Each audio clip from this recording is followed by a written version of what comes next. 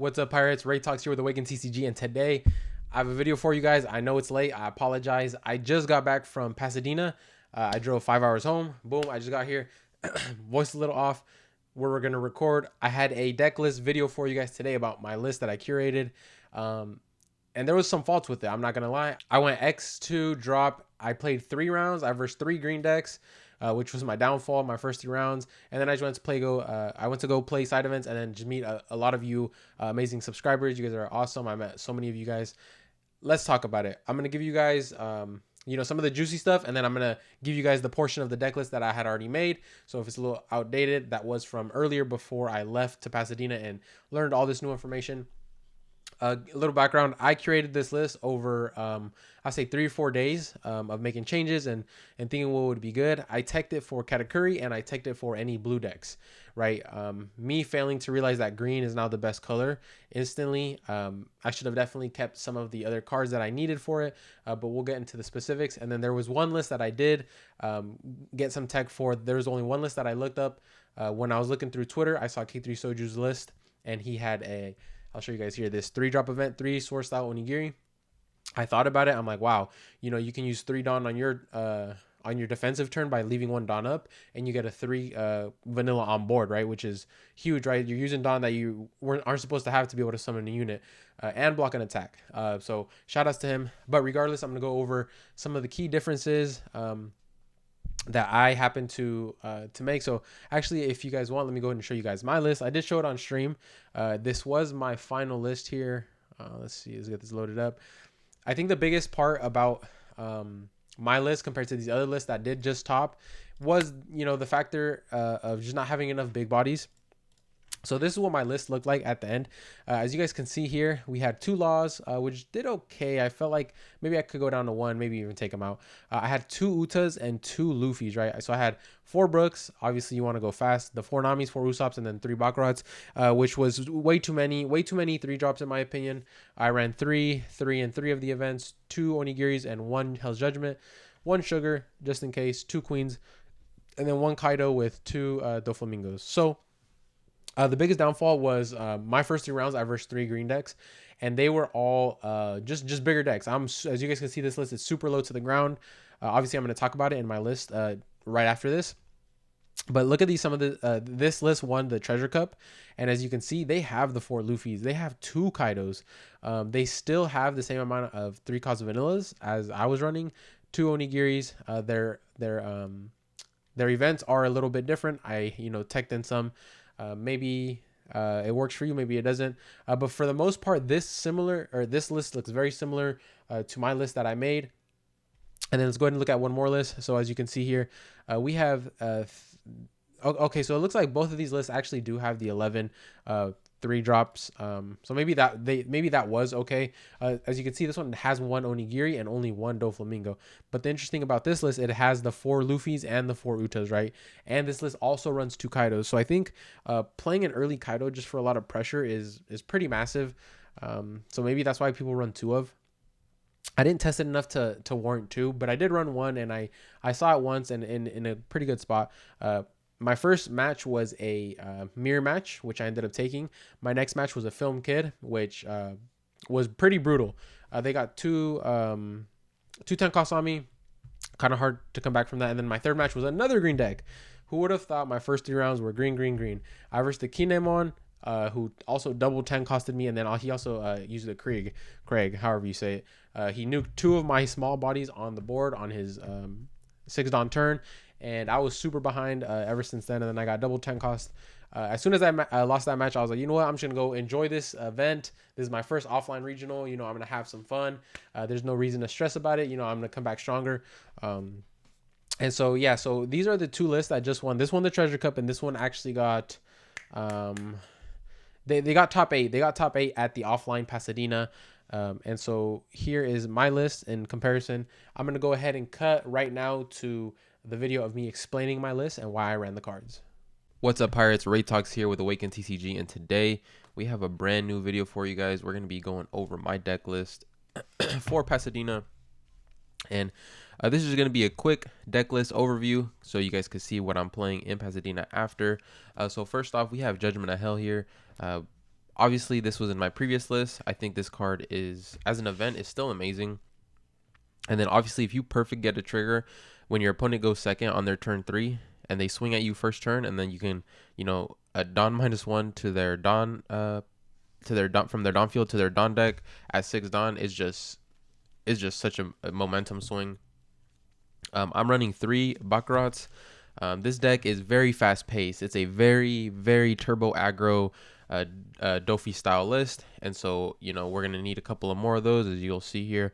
We're running 2 queens. I wanted to go 4, but there's some other tech cards I have to run. These are very good to slam, especially when you're bricked. You slam these early, since you don't need to rely on the 10 cost too much anymore. You don't really need, you don't have to worry about playing these early. You can just get that early card advantage, and it'll help you a lot.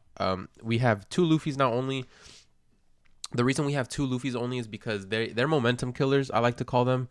Unless you have the perfect Luffy Brook into a 3-drop, unless you have something like that in hand, which is obviously pretty hard because you need three certain cards in your hand, which is usually only like 6-7 cards. So that combo is kind of hard to get off. So I only run 2. The only times I'll ever drop them is like maybe if I have a Uta in hand. Drop it with something like that, because that is my only 2 targets that I have as far as like different bodies go, because I can still target all my Brooks, all my 3 costs, my Namis and stuff like that. We're down to 2. Let me go and move this. We're down to 2 10 costs. The reason being is because this is a tempo list. Waiting your Dawn out till 10 and then playing this is a slower play. I like to call them momentum killers. Obviously, they're really good cards, but they kill your momentum. You play your 10 Dawn for 1 unit, and then you swing a couple 5s, and then you pass, right? Instead of doing turns where you can like play a queen, you attach 2, swing 7, swing 7, swing 7, keep Dawn up for events. We're down to 1 sugar. Now we don't have to worry about Law or Zoro as much. I do still expect to see some Laws, but hopefully we'll see that on timing. But regardless, this list outpaced most deck right now in the meta, and so if not, might be the fastest deck, and so that's why we don't really need that too much. I like to run 1 just in case. Next up, we have 1 Kaido. Very good tech card against yellow. Kills a blocker. You can swing 10k. Just an all-around good card, especially if you need to end games. It could be the difference maker. So we have 4 Namis, a very standard. Search. We got, sorry, I'm kind of all over the place with this deck list, but we have 2 3 sword style Onigiris. Shout out K3 Soju. I saw one of his lists that he posted on Twitter. I've definitely got this idea from him. So shout outs to him. He was running, I think, 3, but I brought it down to 2. Definitely mixed the ratios. We're going 3 Spiderweb. You guys know what that card does. Bread and butter. 3 Pun Gibsons. I was doing 2, but I like 3 because just in case we still do see a Law, a Zoro, being able to rest a body is pretty massive. Since we like to Dawn minus pretty early on, we're running 3 Bagwas for that ramp effect. We're going 3-3-3, as you guys can see. And then here's the tech card I want to show you guys. I'm running 2 Laws. So one of my very first versions of this deck, I had teched in Laws already because of this Buena Festa play, right? You search with Buena Festa, you can pick this up, play a Nami. But the only issue with that was I only had 4 Nami targets. And so my only options were Nami or Sugar, right? So that's at the time was only 8 cards, and so that felt very lackluster. But now with this new pace, I can do things like, okay, search with Buena Festa, we'll play Law, take the Buena Festa back to hand, we get to keep our 2k, we play a Nami search again, right? 2 searches. Or if a Nami is on board, we swing with the Nami, we search, now we play blocker Law, we pick up the Nami, replay the Nami, search again. So we're getting 2 searches and establishing a blocker. And so the card generation on this deck is pretty insane, guys. We have 4 choppers, 4 Brooks. Like I said, this right here, this card is what you're searching for. You are a tempo Dofi deck. Like you, by the start of your turn 4, you should have a full board if you have your cards and you're playing correctly. So we have 4 Usopps. We're only going 3 Shikis and then 2 Utas. Everyone's like, oh wow, you got to run 4 Utas. But since I went down on my Luffys, the Utas are not as necessary. They're still good to play, but the only issue is I'm never really wanting to play this raw, and if I need defense, I'll play it with the Luffy, unless it's like my only turn, obviously. But for the most part, this list right here is so tempo based. So like turn 1, Turn 1, you can do something like pass. Turn 2, you go brook into vanilla.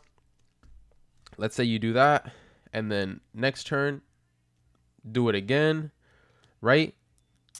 And this allows you to leave dawn open. And if you have a nice hand, you can block out with this the next turn. And then at the start of your fourth turn, you already have 5 bodies established on the board, correct? So yeah, the list, this list has a crazy amount of tempo. I've been testing it and it's been working really well for me. Yeah, it just gets outpaced by almost any slow decks. Katakuri struggles against this pace. Croc struggles. Haven't tested too much Rebecca. The Film Kid feels like it's like, I feel like that matchup goes very well into this new list. So I'm excited about that. I'm running 2 10 drops. Sometimes I will play 10 drop. Law, pick the 10 drop back up and just have it in hand so I can pressure my opponent with it because he knows I have it in hand, right? So maybe he doesn't swing a couple of turns, or maybe he doesn't swing with his board at all, or swing only with like 1 or 2. But I think overall that just your opponent knowing and you having that pressure is so good, because you can even pick that 10 drop up and then play like a sugar. You can play a Nami, you know, you can play around it. But yeah, this is my list. I like to call it a very aggro Dofi list, very tempo based. Yeah, so thank you guys so much for listening to me. This was a quick video. I'm going to be playing this at Pasadena, so you guys this might drop, you know, if I'm in the finals, you know. But appreciate you guys. My goal is to just, you know, get a good top 32 placing at minimum. Hopefully I can fulfill that. And if not, it's all good. You know, back to the drawing board. We got OPO5 coming and nationals to be focused on. So appreciate you guys watching. Like this video. Comment down below what you thought about this list. Subscribe to our channel. And I'll see you guys on the next video. Peace.